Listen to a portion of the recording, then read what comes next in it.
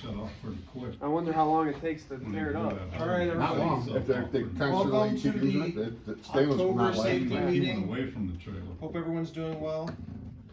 I don't know if So somebody today- else had to be in the Yeah, front. Today we're gonna be covering Haswalker, winter driving, and some tablet tricks. Okay, so winter driving can be dangerous for everyone, but it can be especially dangerous for workers who are responding to hazardous waste sites.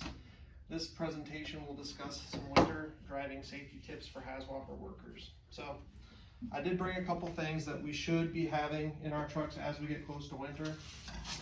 Your salt, kitty litter, your kitty litter, cleats. I want everybody to have a pair of these. I don't know if you guys are gonna use them or not, but I recommend using them, especially when it gets slippery out there. And you should also have a shovel behind your seat or somewhere in the cab, just so you can shovel some snow out if you need to for emergency purposes. Hey CJ, are those cleats just your heel or is it the whole foot? I think these are just the middle of the shoe, middle of the rope, but I think you can put multiple pull of them on one foot, so you can probably do a heel and a toe. Alright, so how does cold weather affect us when we're driving? Anybody have any examples? Slippery roads. Slippery roads, Visibility. low visibility, Everyone forgets how to lots drive. of fog, causes your windshield to do Throws up windshield wipers. crazy stuff, yeah. Even your equipment, your brakes. Okay.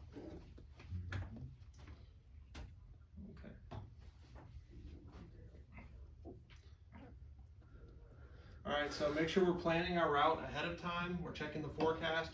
So if you know you're going to Detroit and you know they're getting a ton of snow up there, make sure we're planning ahead. Bring your overnight bag, bring whatever you guys gotta have in case of something's gonna get you stranded.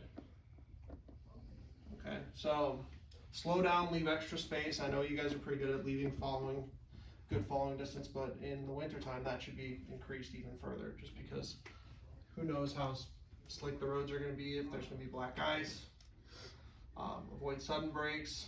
We don't want to be skidding. Make sure you're using your headlights even during the day. This will help you see other vehicles and pedestrians and make you more visible, especially when it's snowing or foggy or. Okay, beware of black ice. It's very tough to see, but you guys are professionals. I know you guys know what it looks like. And yeah. You don't know what it is until you're on top of it. Exactly. But you guys know what's out there, so you know if you The only thing I can recommend, get sketchy, stop, turn around. So what do come you do back. if you start to skid? Don't slam on the brakes. It makes it worse. Alright, take your foot off the gas pedal. Make sure you try and keep the steering wheel straight. Don't do any sudden jerks. Okay, so once you have regained control of the vehicle, make sure you stay back in your lane. Don't try not to cut anybody off or drift or even slam on your brakes for the person behind you. So make sure your vehicle's in good condition. Keep your gas tank at least half full. That'll prevent you from having your fuel line from freezing. Make sure you carry your winter survival kit, your overnight bag. You never know when you're gonna get caught in a snowstorm and it's gonna be, hey, I can't go. You know, everybody has their own comfortability threshold, and if you have to stay in a hotel, you guys know our rule. We'll cover it. Okay, make sure you got plenty of food, water. Make sure you guys are wearing your proper gear. Jackets, pants, shoes, Winter coat. winter coats. Make sure that you guys are ready for hypothermia and frostbite.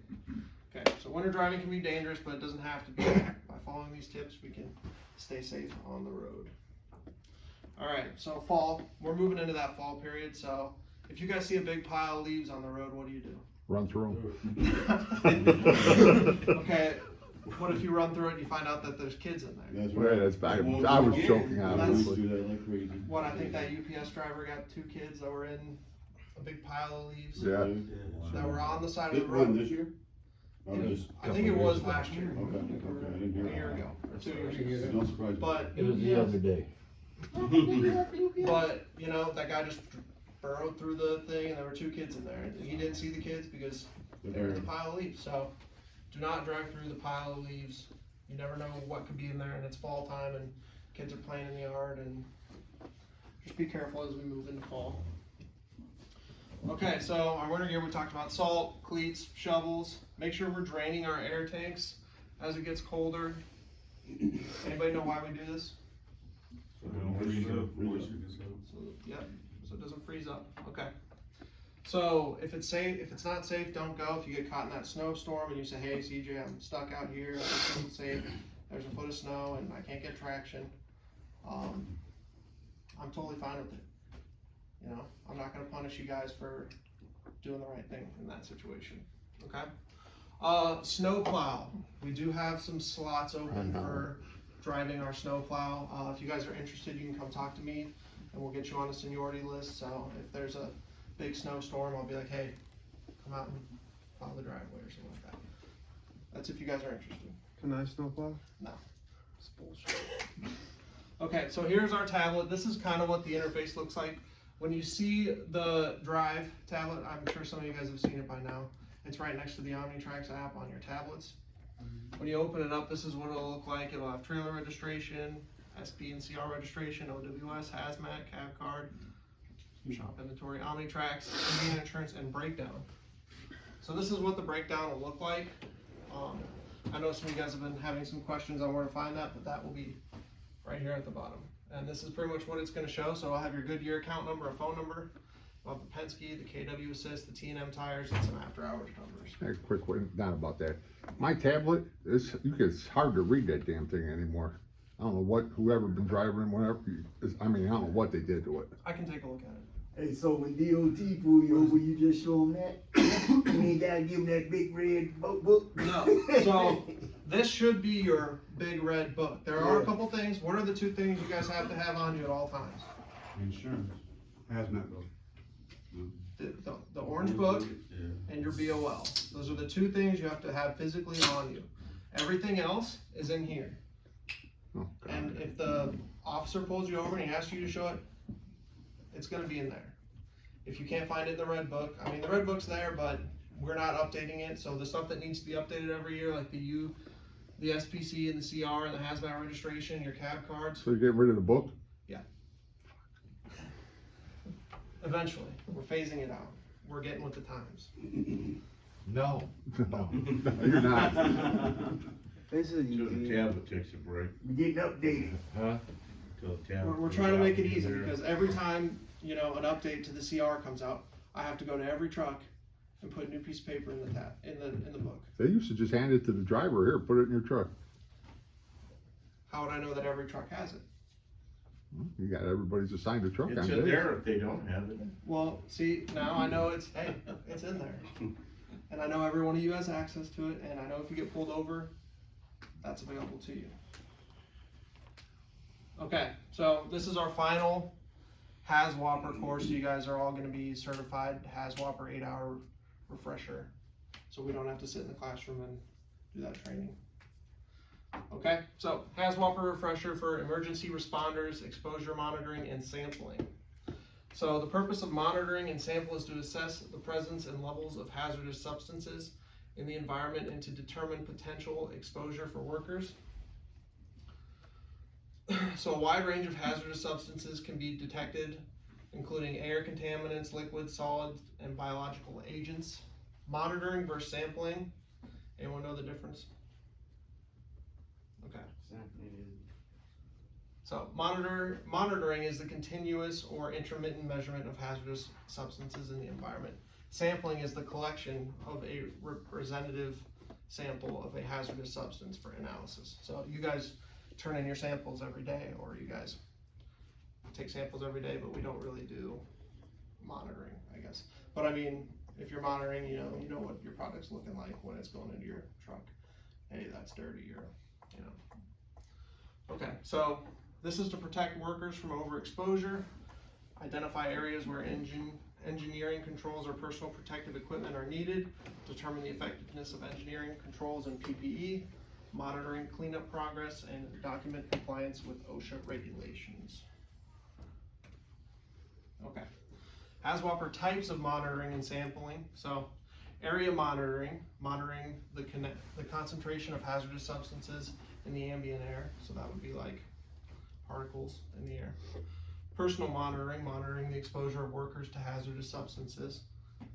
frequency of monitoring. The frequency of monitoring will depend on the type of hazardous substance, the potential for exposure, and the requirements of the HAZWOP or Site Safety Health Plan.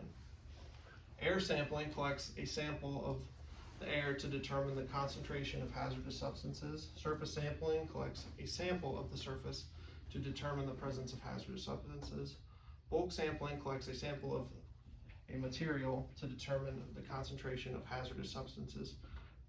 Frequency of sampling. The frequency of sampling will depend on the type of hazardous substance, the potential of exposure, and the requirements of the HAZWOP or Site Safety and Health Plan. So basically, we've been pickled. So, our site safety plan and our health plan are on the tablet and in your red book, if you guys are looking for those. But if you get pulled over, you might, probably not gonna be asked to see the site safety program because you guys are in the truck. Okay, timing. Initial entry monitoring, conducting before workers enter hazardous area to identify any immediate hazards, periodic monitoring and sampling, conducted during work and activity to ensure workers are not exposed to hazardous substances above the permissible exposure limits, PEL. Before and during confined space entry, conducted to ensure that the atmosphere in the confined space is safe for workers to enter and work in. So I know we've had all of our confined space training. So we're probably not, what do you guys do when you have a tank that you need, I don't know. I know you guys know what you're not supposed to do, and you're not supposed to just stick your head in the tank, you know. I've seen it done, but Are you sure? you're not supposed to. Okay, so type of instruments, direct reading instruments and air sample pumps, monitoring instruments, and calibration and maintenance instruments. So we have photo ionization detectors, PIDs, are used to detect organic compounds. Combustible gas indicators, CGIs, are used to detect the combustible gases such as methane and propane. Oxygen monitors, obviously check oxygen. Radiation monitors, check radiation. Okay, HAZWOPer.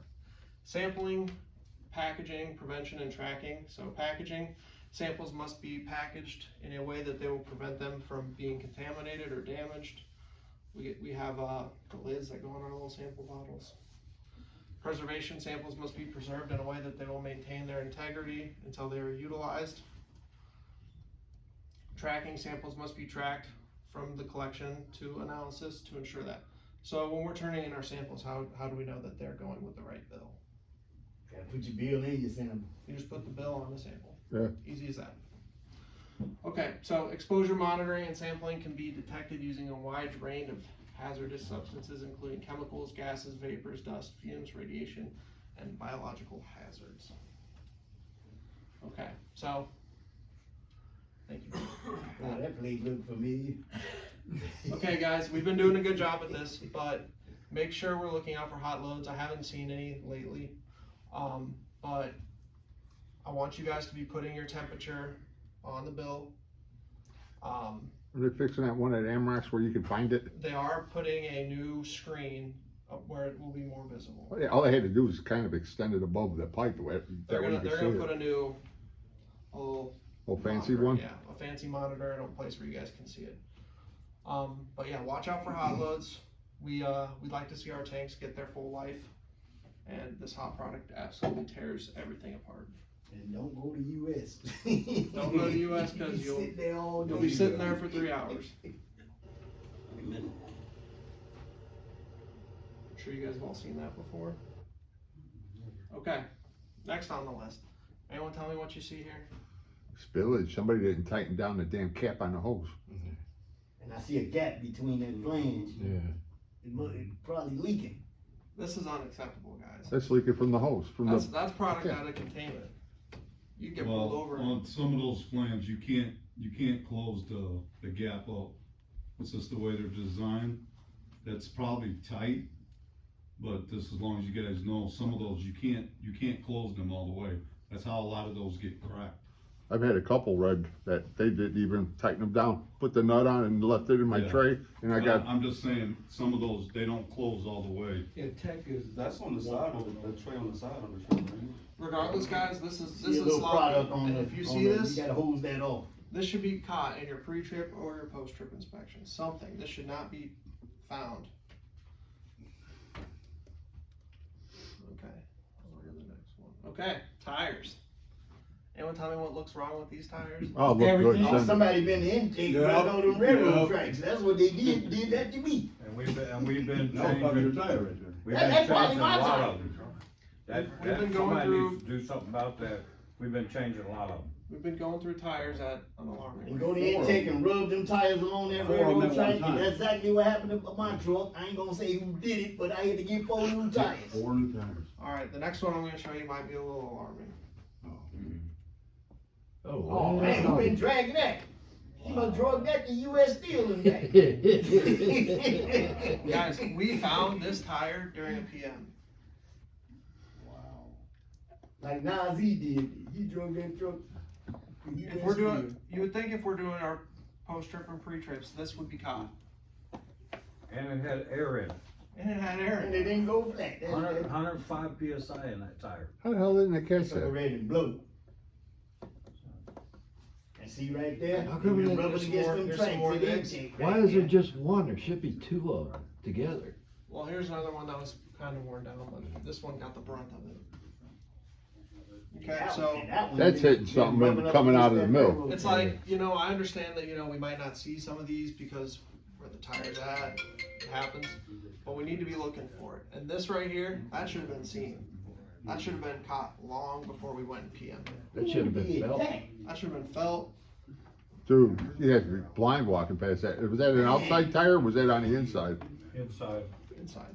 But still. Yeah, I know you should, That's what, oh fuck moments. I mean, it was pretty much like that all the way around.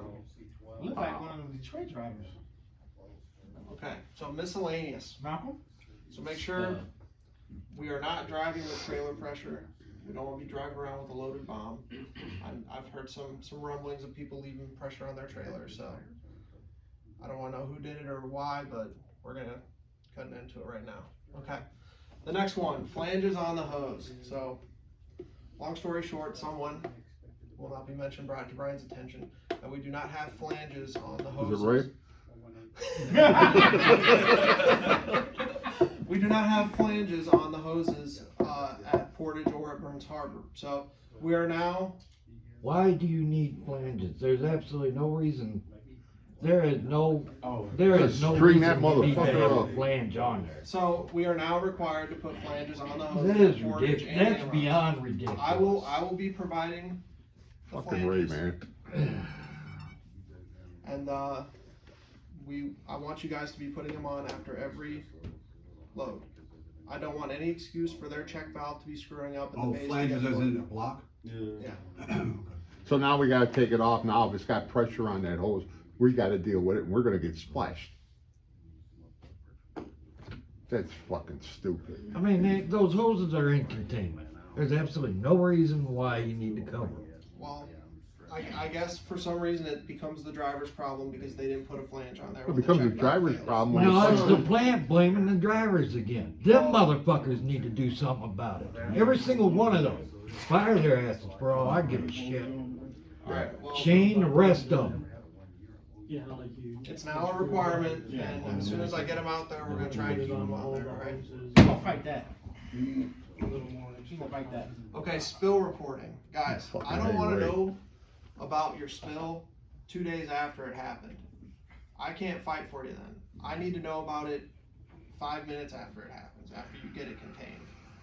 So, if you overflowed or if you got some on the ground, there's no. Now, I just got some on the ground. I told that idiot I need 5,000. Did you? He didn't reset it upstairs, and Shane then was down there and went upstairs. He still headed at 52 because the Detroit driver just loaded ahead of me, and I told him 5,000. In trailer 578? In trailer 578? Yeah. And The Detroit driver just loaded 5,200, and he didn't. I told him, give me 5,000. He so in a hurry to get out of there, he didn't reset it, So how can and we, I overflowed. how can we prevent that from happening? You gotta Make the plant do make the them job. operators repeat it. What you say? 5,000. We can't trust the operators, so we need to be up on that trailer. Yeah, a wild idea, have them operators load the damn trucks, cause that's what they're supposed to have been doing from the get-go. Cause they don't reset it sometimes in. They'll have it set at 90. Okay. 400 or Alright, whatever thank they you do. guys. Thank you for coming out. Appreciate it. These are two of our Got guys it. that. I'll rinse it down real. I wouldn't even shoot that I'll little rinse thing. it down. I'll catch you next year. Yeah, yeah, get a little bigger.